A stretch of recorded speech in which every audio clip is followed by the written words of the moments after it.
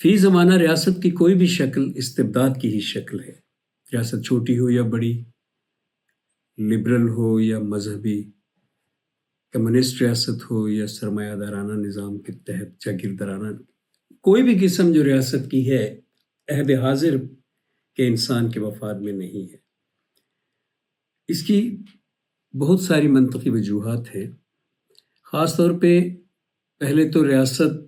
جس ضرورت کے تحت وجود میں آئی ہے وہی نہیں رہی باقی،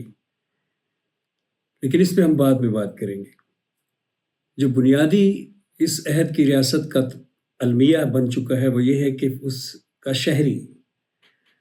وہ ان اصولوں اور ان ضوابط کے تحت اور ان کا پابند ہو کے رہنے کا خواہش مند نہیں ہے جو ریاستی اصول ہوتے ہیں، جن کی وجہ سے کسی ریاست کا نظم و نسق چلتا ہے، کاروبار حیات چلتا ہے۔ آج کے دور کا انسان جس کو ریاست کے ذمہ داران نے، حکومتوں نے باؤنڈریز میں کافی صدیوں سے قید کر رکھا ہے، وہ خود ہی ان باؤنڈریز کو توڑ رہا ہے، وہ خود ہی وہاں سے نکل کر دوسرے خطوں میں سفر کر رہا ہے، وہاں جا کے رہنے لگا ہے۔ بہت جلد اگر ریاستی طاقتوں نے ان باؤنڈریز کو خود ہی ڈیزالو نہ کیا تو وہ انسان خود ہی یہاں سے وہاں اور وہاں سے یہاں آ کر اس کو ڈیزالو کر دیں گے۔ یہ اس لیے ہے کہ اس کی نیچر، اس کی جبلت میں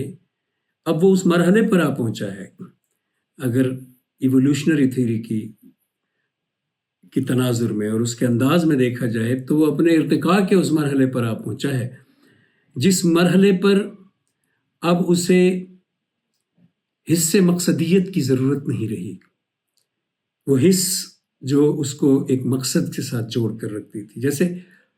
جیسے جنگل میں، فری اسٹیٹ آف نیچر میں خطرات اور حوادث اور آفات کی زد میں رہنے والے انسان کو جس طرح کی ریاست درکار تھی یا جس طرح کا اس کو اپنا سماج چاہیے تھا، وہ اسی طرح کا ارتقاء میں بنتا چلا گیا۔ اور پھر ایک وقت وہ بھی تھا جب بڑی اونچی اونچی دیواریں کھڑی کی جاتی تھی ریاست کو بیرونی خطرات سے محفوظ رکھنے کے لیے۔ اور پھر آپ دیکھیں کہ یکا یک ہی جب جہاز کی ایجاد ہوئی تو ان فصیلوں کی جو لشکر تو نہیں عبور کر سکتے تھے، لیکن جہاز کے بعد ان کی ضرورت باقی نہیں رہی۔ اب جہاز بن جانے کے بعد بم آسمان سے گرایا جا سکتا تھا تو فصیل کی کیا ضرورت تھی شہر کو؟ شہر میں فصیل ہٹ گئی۔ جیسے فصیل ڈیزالو ہوئی ہے ایسے ہی ریاست کے باقی تقاضے بھی آہستہ آہستہ ڈیزالو ہوئے ہیں، اور فی زمانہ انسان جو کسی اصول کے تحت رہنے کا عادی تھا اور ایک اس کی حص مقصدیت اسے ان اصولوں کے ساتھ جوڑ کے رکھتی تھی، وہ اس حص سے ہی آہستہ آہستہ محروم ہوتا چلا گیا ہے۔ ریزن اس کی بڑی سادہ ہے، سائنٹیفک ریولیوشن، ویسٹ میں رینیسانس، ماڈرنزم، پھر اس کے بعد فی زمانہ تو سوشل میڈیا میں آ کے سب مذاہب ایک دوسرے پہ کھلنے لگ گئے، سب مذاہب کے عقائد ایک دوسرے پہ کھلنے لگ گئے، جو سچ ہے، کامن سچ ہے، وہ بھی سامنے آنے لگ گئے، اور جو گھڑی گھڑائی بنی بنائی باتیں ہیں وہ بھی خود بخود بغیر کسی استاد کے، بغیر کسی سمجھانے والے کے آنے کے، جسٹ ٹک ٹاک کے مختلف ویڈیوز کو دیکھتے ہوئے، جب آپ یوٹیوب کے مختلف مذاہب کے مختلف لوگوں کی مختلف عادات کو دیکھتے ہوئے، ان کے درمیان مشترک اخلاقی اقدار اور اپنی آپ کی اقدار، ان کے درمیان جو ایک آپ کو وہ نظر آئے کامن ایک فیلنگ، ان سب کو دیکھتے ہوئے جن نتائج پر پہنچ رہا ہے یہ لڑکا، یہ جو 2022، 23، 24 میں جیتا ہے، جس نے اے آئی کو استعمال کرنا سیکھ لیا ہے، تو اس کے لیے اب یہ بات ان نیچرل سی ہے کہ ایک ریاست میں وہ رہتا ہے، اس ریاست کے اصول ہیں، اس ریاست کے اصول اس ریاست کے تحفظ کے لیے بنائے گئے ہیں، وہ ریاست کئی اقوام، کئی لسانی گروہوں کا مجموعہ ہے، وہاں پہ وہ ایسے چلے، ایسے اٹھے، ایسے بیٹھے، یہ نہ کرے، وہ نہ کرے، حص مقصدیت کی عدم موجودگی میں اس کے لیے ایسی چیزوں پر عمل کرنا ممکن نہیں ہے۔ وہ آزادی کے اس مرحلے پر کھڑا ہے جو ہر طرح کے اصولوں سے آزادی کا مرحلہ ہے، مذہبی اصول،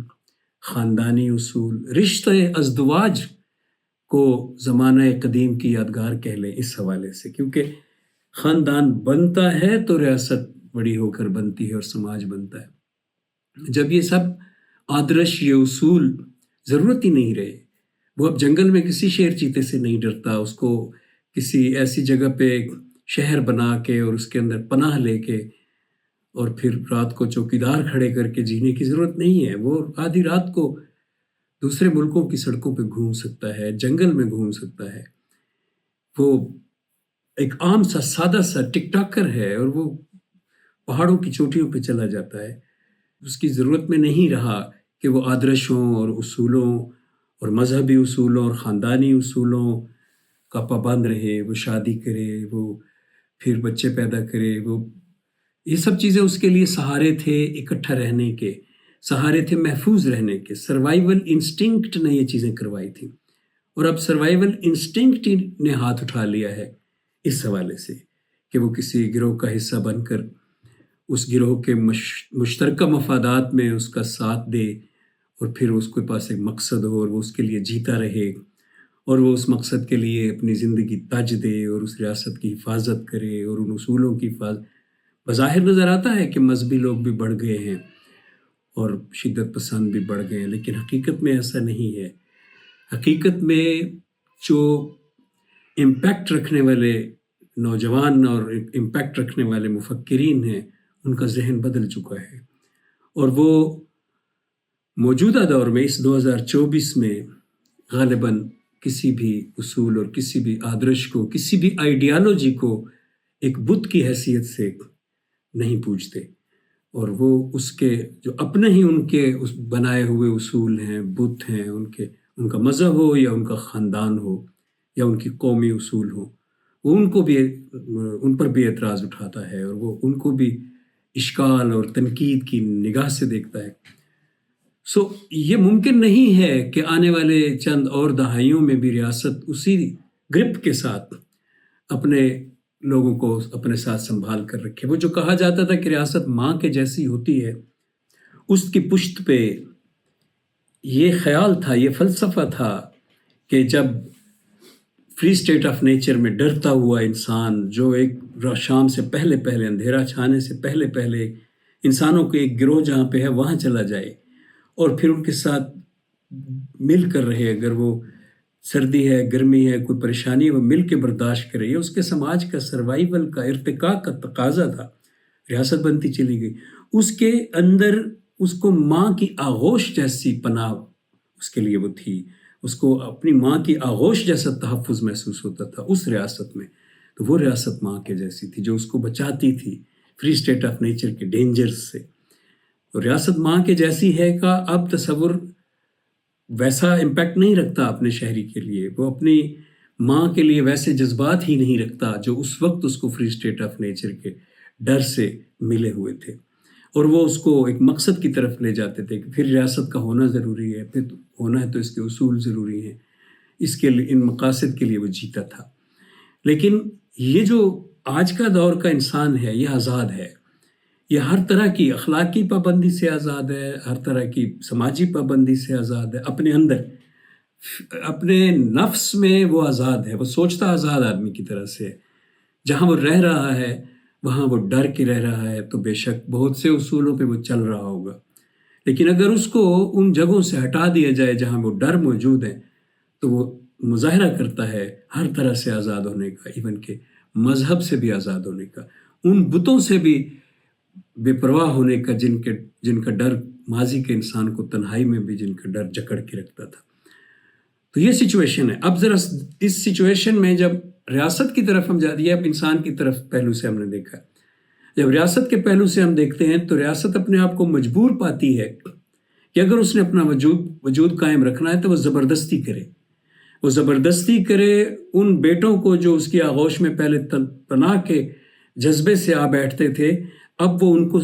اپنے باہوں کے گھیرے میں پکڑ کے رکھے اور وہاں سے بھاگنے نہ دے۔ تو ان کی آزادیوں کو وہ سلب کرے۔ تو ریاست کے پہلو سے ہم دیکھتے ہیں تو ریاست اب ایک غاصب اور ایک مستبد